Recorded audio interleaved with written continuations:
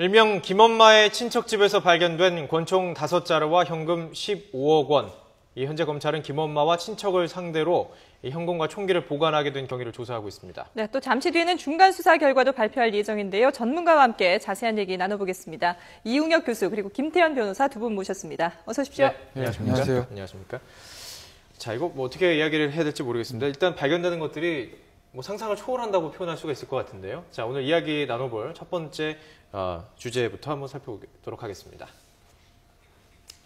네, 식사 담당이라더니 권총을. 자, 김엄마 친척집에서 가방이 이제 5개가 발견됐습니다. 그리고 그 안에 15억 원, 그리고 권총 5자루가 발견된 거죠. 그래픽으로 좀 자세하게 정리를 좀 해보겠습니다. 이번에 김엄마의 친척집에서 발견된 돈가방이 2번, 3번, 6번, 7번, 8번 이렇게 총 가방이 5개죠. 예, 맞습니다. 2번과 6번에는 가방이 5만 원권, 현금으로 5만 원권으로 각각 10억 원, 5억 원이 들어있었고요. 3번 가방에는 장식용 단검들과 88 서울올림픽 기념주화 등이 들어 있었습니다. 네, 그리고 8번 가방에는 사진작가였던 유병헌 씨의 평소 취미 활동을 말해주듯이 카메라와 렌즈, 그리고 이런 카메라 용품, 또 옷 등이 담겨져 있었습니다. 마지막 7번 가방에는 권총 5자루와 실탄으로 추정이 되는 동그란 구슬, 그리고 납덩어리와 손도끼, 새총 등이 함께 발견이 됐습니다. 당시에 그 김엄마가 처음에 검찰에 나왔을 때 자기는 이 총책을 맡았던 게 아니라 그냥 단지 식사만 제공을 했을 뿐이다라고 얘기를 했었는데 이런 물건들이 나온 걸 보면은 단순히 식사 제공만은 하지 않았던 것 같은데요.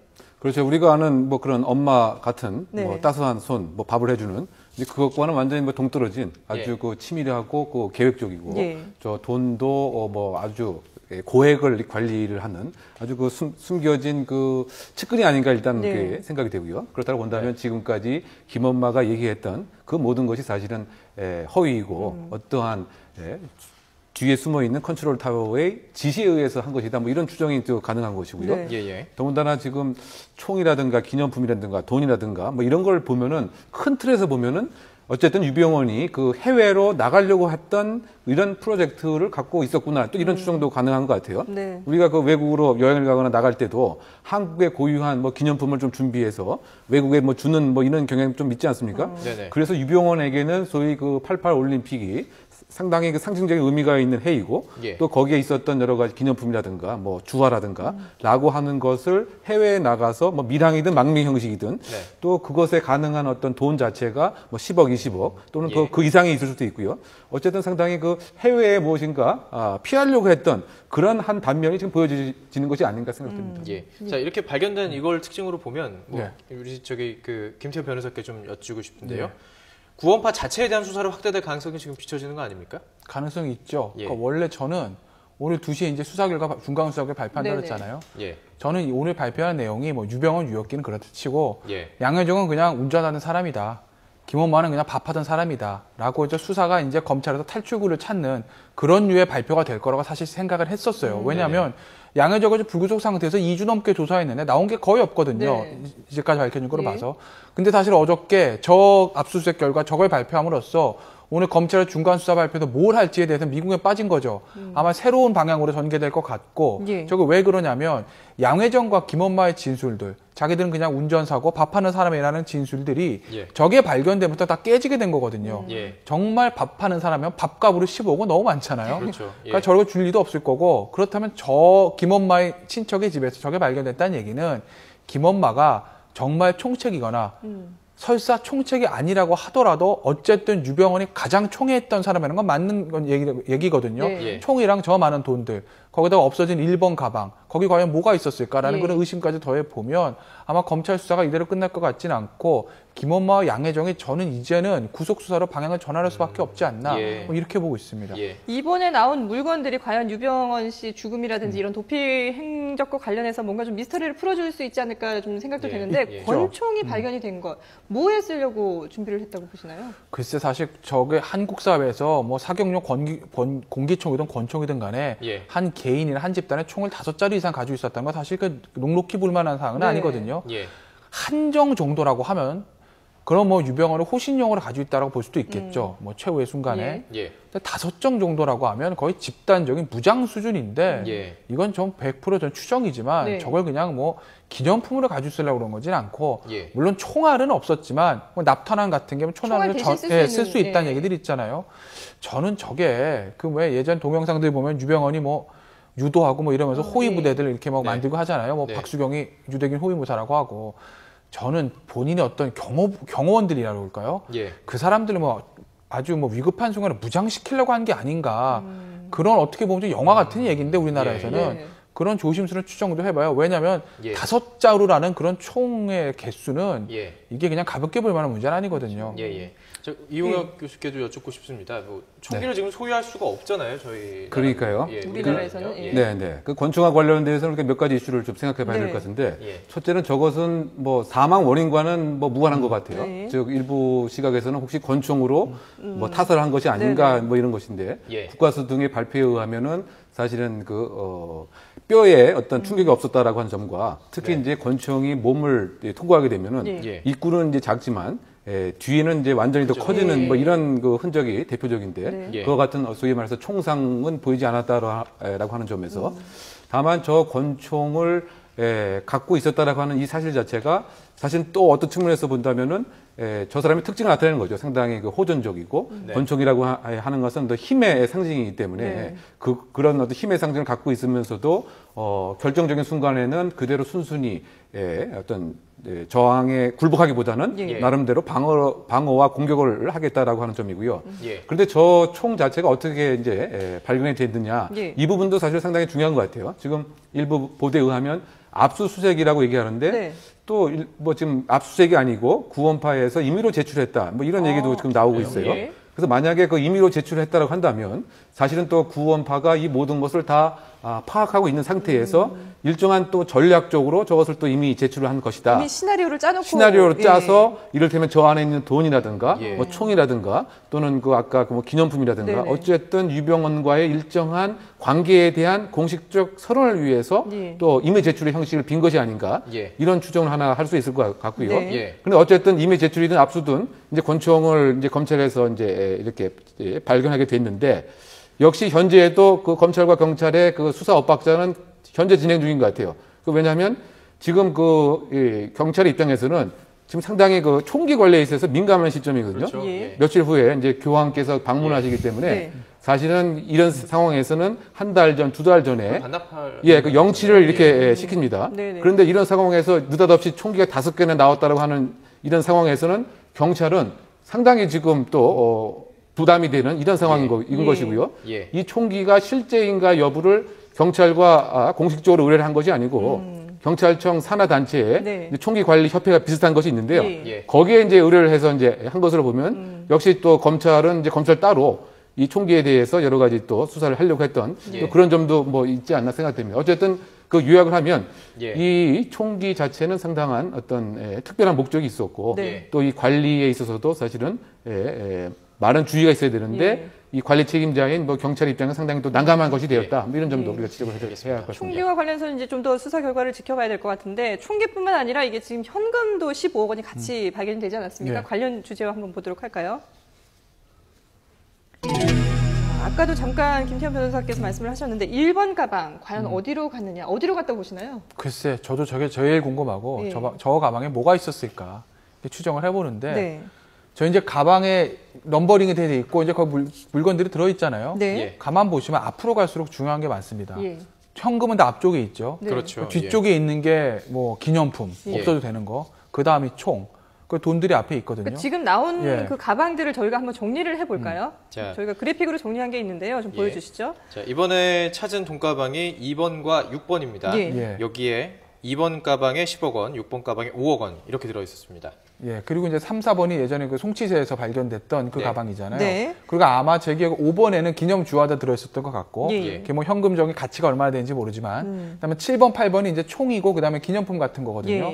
앞에서부터 중요한 게 쭉 있죠. 근데 지금 1번이 없어진 건데, 1번 이제 과연 뭐가 있었을까? 뭐 사람들 예를 추측에 뭐 카메라에 있었다는 얘기도 있는데 그건 저는 아닌 것 같고. 그러니까 본인이 사진 많이 찍으니까 뭐 그런 얘기도 나와요. 이미 다른 가방에서 카메라도 아니 근데 그 카메라와 예. 뭐 부속품들이 있다는 얘기도 있었는데 그건 아닌 것 같고. 뭐 금괴 얘기도 있거든요. 근데 저는 금괴는 아닐 것 같아요. 왜냐하면 금괴가 무겁습니다. 그러니까 위급 시에 금괴보다는 달러가 훨씬 좋죠. 그러니까 달러나 엔화가 있었으면 있었지 금괴는 아닐 것 같고. 그러면 일본에 뭐가 있을까 추정을 해보건데 저는 유병헌에게 가장 중요한 거, 돈보다 더 중요한 거. 그러니까 본인의 어떤 각종 차명재산, 해외재산이라든지 한국에 있는 차명재산을 어떤 입증할 수 있는 서류들이 있었을 것 같고. 만약 밝혀진다면 상당한 진전이 있겠군요. 그거보다 저는 이게 좀 무리한 추측일 수도 있는데 우리 유병헌의 정관계 비호 세력들 얘기하잖아요. 본인의 어떤 로비 장부나 그런 리스트들이 있지 않을까. 왜냐하면 유병헌이 살아서 만약에 잡혔다면 검찰한테 던질 수 있는 마지막 승부수는 바로 그거거든요. 그 장부들이에요. 그게 열면 정말 핵폭탄급 충격이 올 테니까. 그래서 저는 유병헌에게 가장 소중한 그 서류가 1번이 있지 않을까. 돈보다는. 왜냐하면 돈이라고 하면 누군가 가져갔다는 얘기인데 저 나머지 돈 놔두고 굳이 1번에 있는 것만 가져갔겠습니까? 가져간 돈 더 가져갔겠죠. 저는 지금 그 자막에 나오는 것처럼 저 퀘스천 마크가 1번 가방은 어디에? 제가 그 답을 뭐 추정해서 해보면 지금 그 유병헌 사망 이후에 그 구원파가 상당히 그 지극히 이제 평온스럽고 뭐 일부 진술에 의하면은 사실 유병헌이 생전에 해 있는 것과 별반 다름없이 상당히 그 일상적인 생활을 하고 있다 이렇게 얘기를 하고 있고요. 또 지금 저 권총과 돈가방이 발견된 경위를 보면은 상당히 임의 제출의 형식이 더 가까운 것으로 지금 알려지고 있는 거죠. 1번만 빼고 지금요. 그렇죠. 그렇다고 본다면 저 1번 가방은 어떻게 본다면 그것과 관련이 있지 않는가. 즉 구원파의 어떤 싱크탱크 내지 어떤 그 컨트롤 타워 손에 있거나 또는 지금 그 유가족의 이렇게 반응을 봐도 사실은 이제 유병헌 씨의 그 사체에 대해서 뭐 인계를 한다라고 했다가 다시 뭐 연기를 하고 여기에 대해서 적극적인 의사 표시를 아직 안 하고 있는 것 같아요. 그렇다고 본다면 어떤 유가족의 어떤 지금 이와 같은 반응과 저 가방의 위치와 상당한 관계가 있지 않는가.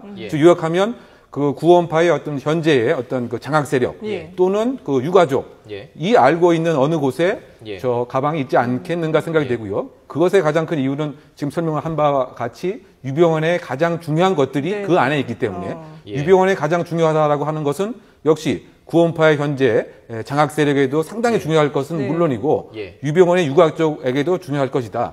그리고 지금 저것이 발견된 형식이 그야말로 압수돼서 전체 상황을 장악해서 찾은 것이 아니고 어떻게 보면 걸러서 또 이렇게 제출을 했을 가능성도 배제할 수 없다라고 하는 측면에서 본다면 저것 역시 상당히 어떤 현재를 전략적으로 기획하고 있는 그 실체 안에 1번 가방이 위치하고 있지 않나 뭐 그렇게 추정이 가능합니다. 계속해서 볼 때 범죄의 심리상 왜 이렇게 번호를 붙이는 것도 상당히 궁금하고요. 붙어있는 돈 사실 현금이기 때문에 누구든지 만질 수 있는 건데 만지지 않고 고스란히 발견이 돼요. 사실 그거는 뭐 더 무서운 세력이 있다라는 의미 아닐까요? 그렇죠. 일단은 그 번호를 붙이는 것은 범죄를 크게 범죄자를 양분하면 체계적 범죄인하고 이제 비체계적 범죄인으로 나눠진다 이제 이런 거죠.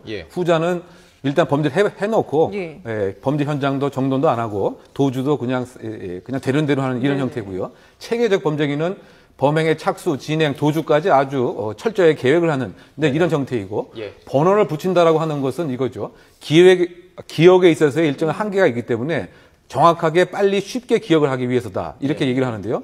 지금 8번까지 붙여져 있는데 사실은 우리가 기억의 가장 쉬운 범위는 7개, 8가지 단위는 쉽게 기억을 할 수가 있어요. 그래서 굳이 번호를 안 붙여도 돼요. 그렇다고 본다면 예상컨대 훨씬 더 많은 번호들이 붙여져 있을 가능성이 크다. 뭐 이런 추정이 가능합니다. 그렇군요. 근데 지금 뭐 구원파 내부의 어떤 조직적인 문제라든지 이런 말씀도 해주셨는데 유병헌 씨와 관련된 새로운 증언이 나왔거든요. 한번 보시죠.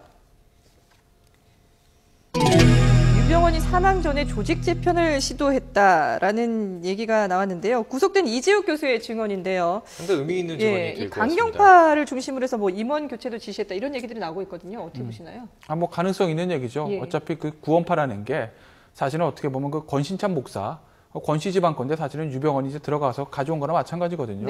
그리고 유병헌이 이제 구원파를 장악하면서 사업을 확대하면서 원래 그 종교를 강조했던 어떤 그 권씨 집안 세력과 그다음에 사업을 강조했던 유병헌의 세력 간에 갈등이 있다는 얘기들은 아주 많이 퍼져 있는 얘기잖아요. 그러니까 유병헌 입장에서 사실 어떻게 보면 사방의 적이라고 할 수 있는데 그 조직 재편에 대한 것들이 얘기가 나올 수가 있죠. 더군다나 예. 지금 저 세월호 사건으로 인해서 유병헌과 구원파가 유병헌이 네. 한테 모든 화살에 쏠리는 상황이라고 보면 유병헌을 반대하는 세력 입장에서는 유병헌을 잘라내야 그래야 이제 구원파를 보존할 수 있다 이런 생각을 할 수 있기 때문에 네네. 거기에 대한 반작용으로서 유병헌 측 일각에서 세력 재편을 시도하는 것은 충분히 가능한 시나리오라고 봅니다. 예. 아마 지금 여러 가지로 우리가 이제 수사에 나오는 정보들이나 이런 것들이 일관되지가 않고 사실 왔다 갔다 하거든요. 네. 이게 과연 왼쪽인지 오른쪽인지 헷갈리는 부분들이 있는데 그런 것들은 구원파 내부의 어떤 복잡한 사정 때문에 그 검찰에 제보하는 어떤 세력들에 따라 다를 거예요. 그래서 아마 검찰과 경찰이 아마 혼란을 가지고 있는 거 아닌가 뭐 그렇게도 보이네요. 자, 그렇다면 실제로 구원파의 어떤 세력이 지금 바뀌었고 지금 꼬리 자르기 위해서 김원마라든지 양회정 씨를 자수시켰다. 이렇게 볼 수도 있을까요? 어떻게 보십니까? 예. 그렇죠. 어쨌든 지금 뭐 관계의 그 재정립을 하기 위한 여러 가지 그 전략적 모습들이 많이 보이는 것 같아요. 네. 뭐 공식적인 뭐 선언도 자수를 통해서 하는 것 같고요. 예. 어쨌든 뭐 재산의 모습도 그렇고 지금 개편이라고 하는 것도 바꿔 얘기하면 차명 재산을 누가 온전히 가질 수 있는가에 관한 개편과 관련되어 있지 않나 이렇게 생각이 돼요. 네. 바꿔 얘기하면 크게 두 가지 분류로 나눠질 것 같아요. 예. 하나는 유병헌 사망으로 어느 날 갑자기 소위 말해서 그 돈 방석에 오를 수 있는 예. 이런 그룹. 두 번째는 그와는 반대로 어느 날 갑자기 빚더미에 오르는 그룹. 왜냐하면 그 차명 재산을 통해서 사실은 내가 이름을 빌려줬는데 결국은 이제 이것을 부채를 상환해야 되는 이런 그룹이 또 있기 때문에 이 두 그룹 간의 어떤 갈등 상황이 상당히 분명히 있을 것이고 이것이 그 유병헌 일가의 어떤 영향력을 행사할 수 있느냐 아니면 유병헌 일가로부터 영향력을 배제한 채 독자적인 어떤 재산과 구원파의 앞날을 갈 것이냐 네. 이런 갈등 상황으로 전개되리라고 예상이 되는 거죠. 예. 유병헌 씨의 그럼 사망과도 관련이 있을까? 이런 구원파 내부의 어떤 혼란스러운 개편이라든지 이런 부분들이요? 그렇죠. 결국 그 유병헌이 사망하게 되면 예. 살 수 있는 사람들이 더 많이 있다고 한다면 이것을 환영을 하고 네. 뭐 그런 측면에서 더 이상 예. 이것을 끌고 나가지 않고 예. 조용하게 뭔가 공식적인 마무리를 선호하는 예. 이런 예. 그룹이 분명히 있다고 할 수가 있는 것입니다. 예, 예. 그 이제 사망과 네. 이 오늘 어제 발견된 저게 이제 어떤 연관성이 있냐면 문제는 저 시점이죠. 저 가방들이 뭐 일단은 뭐 검찰에서는 김엄마 친척집 발견됐다고 하니까 그 네. 압수수색은 이미 제출이든 간에 네. 그 장소를 언제 옮겨졌냐는 거죠. 그러니까 순천에서 떠날 때 뭐 4월 말이나 5월치에 옮겨졌다는 얘기가 하나 있고 그게 아니라 유병헌에 가지고 다 송치대로 내려갔는데 그 다음에 유병헌이 어떤 변고가 일어난 걸 알고 나서 김엄마를 비롯한 김엄마 양혜정을 비롯한 구원파 세력들이 가서 옮겨놨다 이런 얘기들이 있거든요. 예, 그럼 그 사망을 그렇죠. 알았다는 거네요. 그 예. 시점이 어느 시점인지 간에 따라서 저 얘기가 사망 원인에 대해서 최소한 구원파가 사망의 책임은 없을지언정 없다 하더라도 네. 저 유병헌의 어떤 신상에 무슨 문제가 있었다는 걸 충분히 인지할 수 있다는 게 되고 예. 저는 하나 여기서 주목해보고 싶은 게 그 양회정이 마지막 잡히기 전날 시사인 인터뷰에서 뭐라고 그랬냐면 우리를 20억 가지고 때문에 유병헌을 죽인 폐륜 집단으로 몰지 말라. 나는 올감에 걸렸다. 이런 얘기를 했거든요. 예. 왜 그런 얘기냐면 그 당시에 돈가방 앞에 1, 2, 3번이 없어졌을 것이다. 그거 가지고 간 사람이 죽이지 않았겠냐. 예. 그러면 그렇죠. 양회정 예. 아니겠냐는 추정들을 많이 했어요. 그렇죠. 예. 양회정 그게 아니라는 겁니다. 양회정이 그 얘기 했을 때는 그 돈가방 없어진 게 아니고요. 어디 가면 있어요라는 걸 알고 있었다고 저는 보거든요. 예, 예. 아마 말은 안 했지만 저 가방의 존재를 양회정이 당연히 알고 있었을 어디 거예요. 있을지도 알고 있습니다. 예, 그렇기 때문에 양회정이 검찰에서 무슨 진술을 했는지는 뭐 오늘 낮에 예. 들어봐야 알겠지만 네네. 예. 양회정이 해왔던 진술들의 신빙성 다 깨지는 거죠. 아마 수사를 원점에서 다시 해야 될 겁니다. 양회정과 김엄마에 대해서는. 네. 만약 구속 수사를 한다고 해서 나올 게 있을까도 상당히 의문이고요. 자, 오늘 김엄마 친척집에서 발견된 권총 5자루 또 현금 10억 원, 또 사라진 1번 가방에 대해서 이야기 나눠봤습니다. 네. 이웅혁 교수 또 김태현 변호사와 함께했습니다. 고맙습니다. 고맙습니다.